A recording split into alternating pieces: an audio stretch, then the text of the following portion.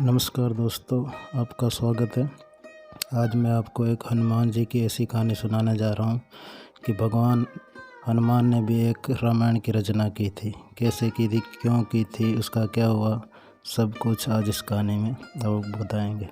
Channel पर नया हो तो चैनल को लाइक, शेयर, कमेंट, सब्सक्राइब करना ना भूलिए। 14 वर्षों के वनवास में दुष्ट रावण का वध करके प्रभु श्री राम अपने छोटे भाई लक्ष्मण, पत्नी सीता, भक्त हनुमान व कुछ अन्य लोगों के साथ वापस अयोध्या लौट आए। वहाँ का शासन संभाला। चारों ओर प्रभु के वापस आने की खुशी थी। वे अयोध्या जगमगा रही थी।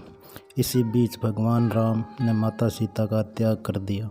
वे माता सीता फिर से वनवास के लिए चली गई।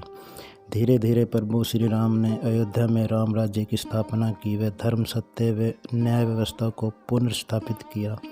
इसी बीच हनुमान जी ने हिमालय जाकर महादेव की तपस्या करने का सोचा। इसके लिए वे अपने प्रभु श्री राम से आज्ञा लेकर हिमालय पर्वत पर चले गए। हिमालय पहुंचकर हनुमान जी प्रतिदिन भगवान शिव की उपासना करते, किंतु उनका प्रभु श्री राम के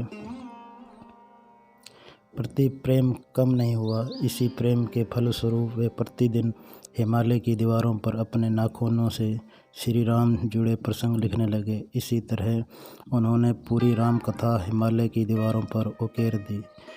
इस रामायण में उन्होंने प्रभु श्री राम से जुड़ा हर एक प्रसंग बहुत ही रोचक तरीके से लिखा। वे कभी ना नष्ट होने के उद्देश्य से इसे हिमालय की दीवारों पर अपने नाखूनों से उकेरा। जब वाल्मीकि जी अपनी रामायण दिखाने कैलाश जाने लगे, दूसरी ओर महर्षि वाल्मीकि जी को भगवान ब्रह्मा के आदेश पर नारद मुनि के द्वारा संपूर्ण रामायण का ज्ञान हो चुका था। ब्रह्मा जी के आदेशानुसार उन्होंने प्रभु श्री राम के जीवन पर एक और रामायण की रचना कर दी थी। महर्षि वाल्मीकि एक महान कवि थे और उन्होंने कई रचनाएं भी की थी। इसी क्रम में उन्होंने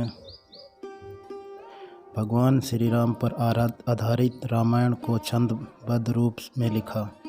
जब उन्होंने संपूर्ण रामायण की रचना कर दी, तब वे इसे भगवान शिव को दिखाने के उद्देश्य से इसे लेकर कैलाश पर्वत जाने लगे। कैलाश जाते समय बीच में वे हिमालय में पर्वत हनुमान मिले। जब उन्होंने भगवान हनुमान जी के द्वारा लिखी गई रामायण को देखा तो ये देखकर वे आश्चर्यचकित रह गए, क्योंकि हनुमान जी की रामायण उनकी रामायण से कहीं अधिक श्रेष्ठ थी। उन्हें यह अच्छे से ज्ञात था कि हनुमान प्रभु श्री राम के कितने बड़े भक्त हैं।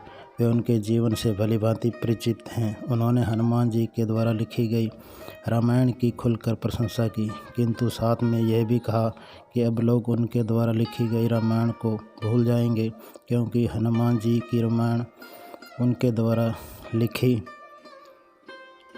गई रामायण से कहीं अधिक श्रेष्ठ थी। जब हनुमान जी ने वाल्मीकि जी के चेहरे पर आए चिंता के भावों को देखा और उनकी व्यथा को समझा, तो उन्होंने सोचा कि वाल्मीकि जी एक महान कवि हैं, वे राम भक्त भी।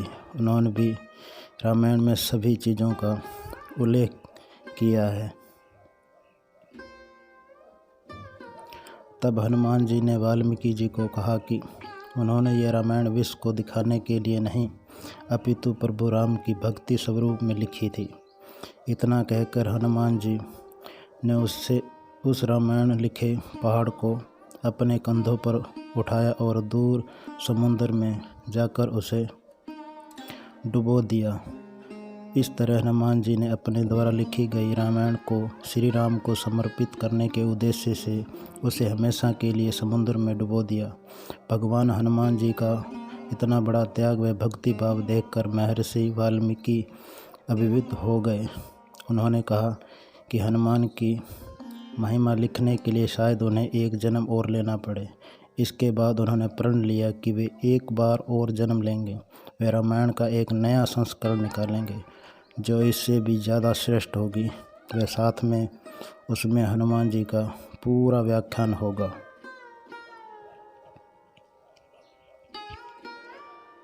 इसलिए तुलसीदास जी को महर्षि वाल्मीकि जी का पुनर्जन्म माना जाता है, जिन्होंने न केवल रामचरितमानस को आम जन की भाषा में विस्तार से लिखा, अपितु हनुमान चालीसा भी लिखी।